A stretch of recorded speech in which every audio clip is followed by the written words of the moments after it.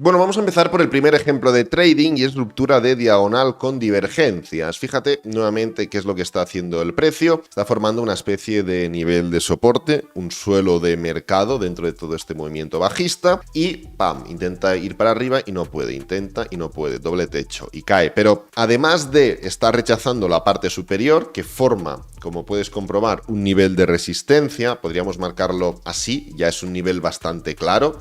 Toque por aquí, toque, toque, toque, toque, toque. Tampoco es capaz de irse para abajo. Con lo cual, podemos entender que en el momento en el que se forme una ruptura, ya sea alcista, como es el caso, o sea, bajista, como no ha sido el caso, este nivel de aquí o este nivel de aquí va a cobrar mucha importancia. Entonces, aquí tenemos el movimiento de ruptura y si entendemos que después de la ruptura puede venir el pullback para dar esa continuación alcista, lo que nosotros tenemos que hacer es estar pendientes de este pullback de aquí, de ver cómo se desarrolla todo, ¿no? Entonces, de momento no tenemos mucha información, no hay ningún nivel de diagonal, esto no es una diagonal, esto no es una diagonal, no hay un punto que podamos utilizar de referencia para marcar, oye, en el momento en el que se rompa eso, ya podremos continuar, ya podremos ejecutar nuestra posición, así que vamos a ir repitiendo poquito a poco. Fíjate cómo el precio se ve prácticamente imantado por ese nivel de resistencia y ahora soporte y pues bueno, intenta levantarse, no puede nuevamente, pero ahora ya tenemos un pullback, ahora ya tenemos un nivel en el que nosotros podemos confiar. ¿Por qué? Voy a marcarlo bien. ¿Por qué este nivel sí que es válido, pero el anterior nivel no es válido? Bueno, este sí que es válido porque es un pullback real. Esto forma una acumulación dentro de todo este desarrollo bajista. Oye, ¿y esto de aquí por qué no es válido? Porque no es un pullback, es únicamente dos velas de desaceleración dentro de un movimiento bajista. Dentro de cualquier dirección, ya sea al alza o sea a la baja, vas a tener momentos en los que el precio, pues, como que desacelera, como que hace velas en la dirección contraria. Pero esto no son pullbacks. Un pullback es un momento en el que el precio o consume tiempo, como es el caso, o consume precio, como es el caso de aquí. Por ejemplo, esto es un pullback importante. ¿Por qué? Pues porque el precio está durante varias horas dando un movimiento a la baja, incluso llega a hacer un impulso, un pullback, tal, es un pullback en forma de ABC, ¿no? Pero bueno, ahora ya tenemos esta diagonal, ya tenemos un nivel en el que nosotros nos podemos fijar. Es momento de bajar de temporalidad. Ya tenemos ese cambio de dirección, tenemos ese pullback, esa diagonal, y entendiendo cómo se mueve el precio, nosotros podemos decidir buscar una forma de ejecutar esta entrada. Además, fíjate cómo el MACD ya ha empezado a hacer esa divergencia. El precio está empezando a caer cada vez más en cuanto al pullback, pero el MACD cada vez cae menos, formando esa divergencia. Entonces, acción del precio, nivel de soporte, forma de pullback, divergencia. Nos falta un arranque, nos falta el último elemento. Fíjate que tenemos 4 elementos diferentes que nos apoyan. Tenemos 4 elementos diferentes que van a favor de nuestra tendencia. No hay únicamente un elemento, no hay una ruptura, no hay una divergencia, no hay un soporte, no hay una cosa. Son 4 elementos diferentes, así que vamos a ir viendo cómo se desarrolla todo. El precio vuelve a caer, confirmando ese nivel de soporte o de resistencia, mejor dicho, esa diagonal, hasta que de repente, ¡pam!, la rompe. Fíjate. Mínimo, mínimo. Mínimo, mínimo. ¿Puedes ver algo? Efectivamente que hay mínimos crecientes en el MACD. Entonces, la divergencia ya no es solo algo que se intuye, sino que es algo notorio. Y es algo notorio dentro de una formación de ruptura. No estamos rompiendo como tal. Estamos rompiendo con una divergencia. Con lo que la probabilidad de dar un gran movimiento alcista es importante.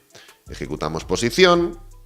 Stop loss. ¿Cuándo ponemos o dónde ponemos el stop loss? Siempre por debajo del máximo o del mínimo anterior, dando espacio. ¿Por qué? Pues porque, quieras que no, esto forma parte de un movimiento y esto es un pequeño pullback dentro del pullback. Movimiento, pequeño pullback dentro del pullback. Movimiento, no hay ningún cambio de tendencia en gráfico de 15 minutos más allá de la ruptura, que es suficiente, ¿eh? Pero el precio podría hacer así. Doble suelo y entonces arrancar. Porque ya, en cuanto a la acción del precio, ya hubiera habido un cambio de tendencia, porque se forma un doble suelo. ¿Entiendes? Hasta ahora, sí, se forma una ruptura y está muy chula, pero el gráfico en 5 minutos sigue haciendo máximos y mínimos decrecientes. Sigue cayendo. Pero en el momento en el que se forma un doble suelo, ya no sigue cayendo porque se ha formado un cambio de tendencia. Fíjate cómo el precio pasa de la tendencia alcista a la bajista. Doble techo. ¿El precio cae un poco? Sí. Y también cae aquí. Y sigue subiendo. Y aquí. Y sigue subiendo. Pero aquí hay doble techo y para abajo. ¿Esto por qué lo comento? Lo comento porque es un punto importante y, como digo, algo más avanzado. El hecho de entender que no podemos ser muy agresivos con el stop loss. Hay que darle buena distancia. Oye, pero no es mucha distancia. Hombre, no, porque doble suelo, pero ¿y si hace un poquito de dilatación? Puede dilatar un poco, sacarte y darle a continuación. Piensa que hay muchos traders poniendo el stop loss aquí. O aquí. O aquí. ¿Qué pasará? Si toca aquí y cae un poquito más, que irá absorbiendo y se irá comiendo todos los stop loss hasta que dé la vuelta. Si tú no lo entiendes eso, te van a sacar y te vas a perder el movimiento. Si tú, en cambio, dices, vale, yo en vez de ganar un 8-1 de rentabilidad riesgo, gano un 6-1. Pero estoy dentro del movimiento. Pues ya está, es lo que puedes hacer.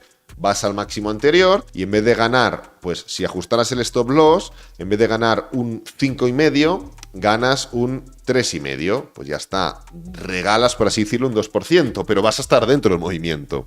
Te lo aseguro. Entonces, vamos a poner nuevamente gráfico de 1 hora y ahora ya es simplemente cuestión de dejar que se desarrolle el movimiento. Puede haber veces en las que tarde un poquito más, veces en las que tarde un poquito menos, pero es cierto que en términos generales, como siempre digo, el atacar la probabilidad es lo que al final te da este tipo de beneficios. Y si quieres ser muy conservador, como soy yo en este tipo de movimientos, atacas el máximo o el mínimo anterior y te olvidas. Si quieres ser más agresivo y buscar una clara tendencia más, pues, grande, atacas otros niveles. Puedes buscar niveles de resistencia en gráfico diario, por ejemplo, o de soporte para poner el target.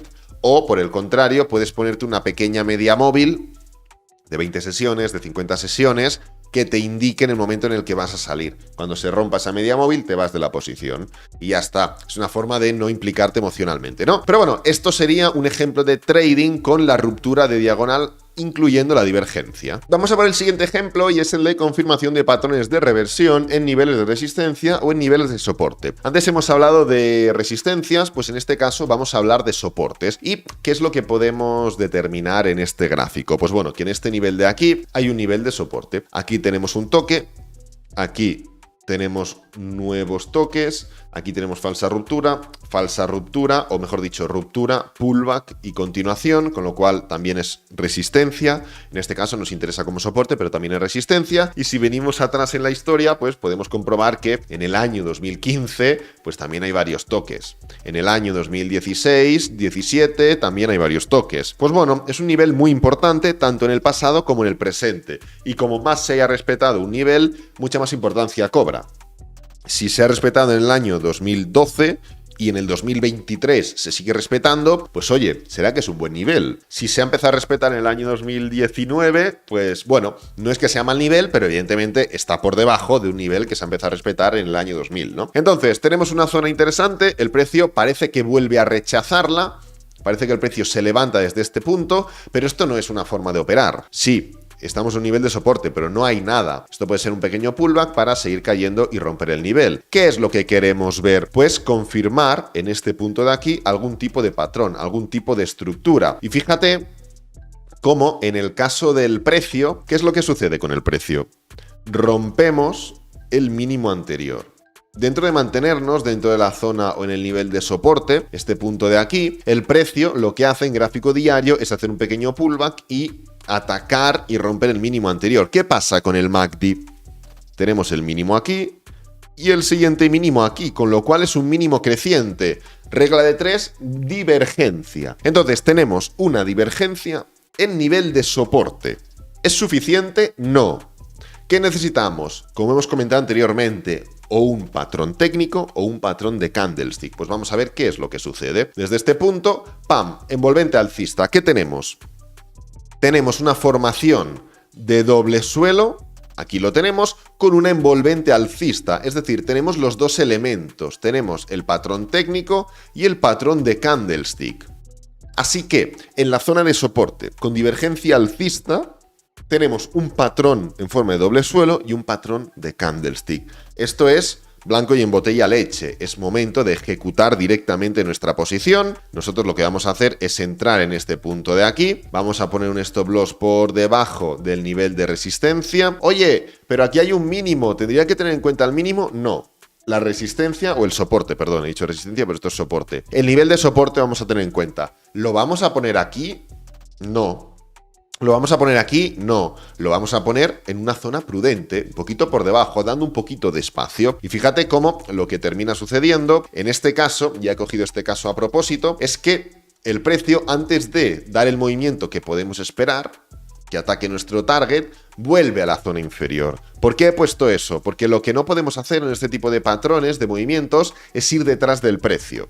Uy, ha subido un poquito, ya pongo el break-even, ya ajusto la posición, ya salgo. No. Piensa que hay muchos elementos dentro de este precio. Fíjate cómo hemos entrado claramente antes de que la divergencia se exagere, que se forme el triple suelo. Bueno, lo que no podemos hacer es ir detrás del precio. Tenemos que tener claro cuál es nuestro target, cuál es nuestra forma de gestionar la posición y en base a ello relajarnos. Entonces, el precio, pues bueno, finalmente no sé qué sucede, pues ataca el máximo anterior y rompe claramente, ¿no? Nuevamente, los máximos anteriores son importantísimos. En el anterior ejemplo creo que era gráfico de 1 hora. En este ejemplo es un gráfico diario, pero estamos hablando de máximos, no de temporalidades. Además, igual que el stop loss, lo que vamos a hacer es ponerlo un poquito más lejos que los demás, porque queremos participar dentro de la posición, dentro del movimiento. El take profit, ¿qué vamos a hacer? Mira, es que el máximo está exactamente aquí. Yo lo que voy a hacer es poner el take profit literalmente aquí. No, aquí no. Un poquito más incluso porque soy más chulo que nadie. No. El take profit va aquí. Bastante más abajo. ¿Por qué? Pues porque del mismo modo que hay traders que no entienden las cosas y ponen el stop loss ajustado, hay traders que no entienden las cosas y ponen el take profit ajustado. Y del mismo modo que pasa que te tocan el stop loss y va a tu take profit, pasa que el precio se queda a un pip de tu take profit y se da la vuelta. Entonces tú, que eres un trader inteligente, que entiendes cómo va el mercado, que entiendes qué son los order blocks, dónde están los puntos de entrada, de salida, stop loss, take profits, lo que vas a hacer es decir, vale, yo en vez de ganar un 5 y pico por ciento, pues mira, voy a ganar un 4,60%, pero lo voy a ganar. Lo voy a ganar. Por un 0,40 y pico por ciento nos vamos a jugar el quedarnos fuera. No. Con lo cual ejecutaremos y gestionaremos de esta forma. Finalmente, en la última forma de hacer trading con MACD, en la de buscar la dirección general y ejecutar pullbacks en otra temporalidad, vamos a volver al ejemplo anterior porque creo que es bastante representativo. Y pues bueno, ya lo hemos desarrollado, tenemos la dirección semanal claramente marcada, bajamos de temporalidad, pero oye, ¿de qué forma podemos ejecutar pullbacks? ¿Cómo sé cuándo es un pullback? ¿Cómo sé cuándo es un pequeño movimiento ascendente? Pues bueno, es muy sencillo. Hay diferentes formas. Opción número 1. Tú enseguida te marcas un nivel tendencial. Hasta que el precio no rompa ese nivel tendencial es que se mantiene la tendencia, ya sea alcista o sea bajista. Entonces, a la que inicia el movimiento bajista, en este punto de aquí, tú unes al primer pullback. Pullback, pullback, pullback, pullback y en ningún momento se rompe. Con lo cual mantenemos la dirección. Esto es una forma que no me termina de gustar, pero es útil. Yo no la utilizo, pero es útil. ¿En qué me fijo yo? En la acción del precio. Entonces, aquí tenemos un impulso y aquí tenemos un pullback. ¿Qué vamos a hacer? Marcar primero el máximo anterior. Lo voy a marcar en un nivel horizontal. Vamos a marcar los máximos y vamos a marcar los mínimos. ¿Es casualidad que el precio, fíjate, caiga y ataque el máximo o el mínimo anterior? No. Marcamos el máximo y marcamos el mínimo. ¿Es casualidad que el pullback llegue casi al mínimo anterior? No. Ya tenemos el máximo marcado, marcamos el mínimo. ¿Es casualidad? No. Volvemos, lo marcamos. ¿Es casualidad? No. Volvemos, lo marcamos. ¿Es casualidad? No. Volvemos, lo marcamos. En este caso, ya, ¿qué es lo que vemos? Vemos que lo habitual hasta ahora es impulso, pullback, claro impulso, pullback hasta el mínimo anterior, claro impulso, pullback hasta el mínimo anterior, claro impulso, pullback hasta el mínimo anterior. Perdón, el mínimo anterior. Claro impulso, pullback hasta el mínimo anterior. ¿Hay un claro impulso aquí? No. ¿Esto qué nos va a hacer ver? Primero, que esto no es un pullback, pese a que luego el precio sigue cayendo. Esto no es un pullback, tal cual han sido los anteriores ejemplos. Y segundo, que algo puede estar cambiando. ¿Lo sabemos a ciencia cierta? No. Pero si cada vez los impulsos son menos desarrollados o los pullbacks son menos desarrollados, nos damos cuenta que no hay una clara tendencia del mismo modo. ¿Ok? Entonces, esto es una forma muy sencilla, marcando los máximos y los mínimos anteriores, de entender que hasta que no se rompa un nivel y el precio no ataque ese nivel, nosotros no vamos a ejecutar una posición. Nosotros no queremos participar y todo lo demás nos da igual. De este modo, pues lo que vas a hacer es poder participar constantemente dentro de los vaivenes, dentro de los impulsos y los pullbacks de una tendencia concreta. Y tú no te vas a mover de esa tendencia hasta que no finalice. ¡Ey! ¿Qué es lo que termina pasando? Que después de este pullback que ataca el mínimo anterior y este impulso que se queda aquí quieto, el precio se levanta un poco, vuelve a caer, atacamos el mínimo anterior, pero ¿qué pasa luego? Que ya ni cae, se queda a mitad de camino. En este punto, fíjate la diferencia, ¿eh? El precio cae, pero se queda en el mínimo anterior. ¿Y en este qué pasa? Que cae un poquito y se queda alejado del mínimo anterior. Con lo que ya hemos ido un paso más. Y lo siguiente, ¿qué es? Un impulso en dirección contraria. Y en vez de atacar el mínimo, ¿qué atacamos? El máximo. Con lo cual es un cambio de tendencia. ¿Por qué explico esto? Explico esto básicamente para poder identificar este tipo de patrones, para poder identificar este tipo de movimientos, ya que si no nos damos cuenta, sí, a toro pasado queda muy bonito, pero si tú no sabes cómo se hace, tú no puedes replicarlo. Y a toro pasado todos somos rentables. Claro, todo el mundo es rentable y todo el mundo gana mucha pasta. Pero en el momento presente son los que te van a ayudar realmente a poder desarrollar una estrategia a largo plazo que además sea rentable. Entonces, como puedes comprobar, el MACD es una herramienta increíble para compaginar con otros elementos de análisis técnico.